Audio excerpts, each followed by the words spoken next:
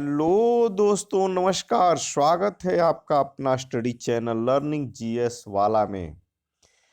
दोस्तों, आज से हम एक इम्पोर्टेंट सेशन आधुनिक भारत का इतिहास जो एनसीईआरटी सार संग्रह का भाग होगा। यह किसी भी एग्जाम के जीके जीएस पेपर के लिए सफिशिएंट और पर्याप्त होगा।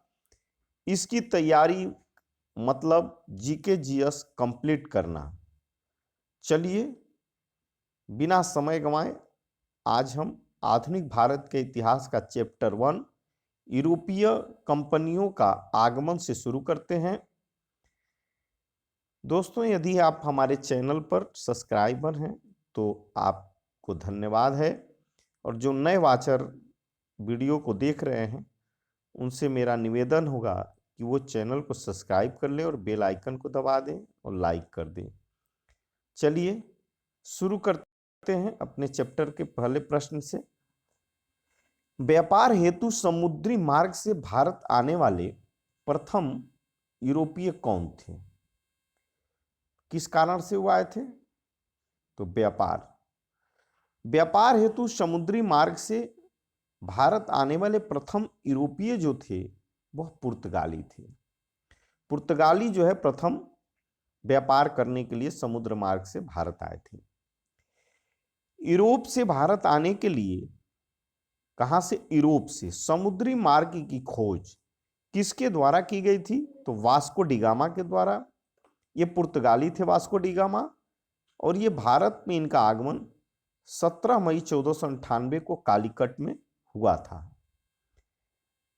कालीकट बंदरगाह के तट पर किसने वास्को डिगामा का स्वागत किया था? तो कालीकट का स्थानीय शासक जमोरिन, उसका नाम था जमोरिन, जो स्थानीय शासक था, कालीकट के बंदरगाह पर वास्को डिगामा का स्वागत किया था। पुर्तगालियों ने भारत में सर्वप्रथम अपनी व्यापारिक कोठी यानी कि फैक्ट्री कहाँ खोली थी, स्थापित की थी? तो सर्वप्रथम की बात किया जाए तो पुर्तगालियों ने भारत में पहला अपनी फैक्ट्री कोची में खोला था। कोचीन, जो पुराना नाम कोची है, में खुला था। पुर्तगाली उपनिवेश का प्रथम वायसराय भारत में कौन नियुक्त हुआ था? तो पुर्तगालियों का प्रथम वायसराय जो था भारत में, फ्रांसिस्को द अल्मीडा था, जो 1505 ईस्वी में वायसराय नियुक्त हुआ था।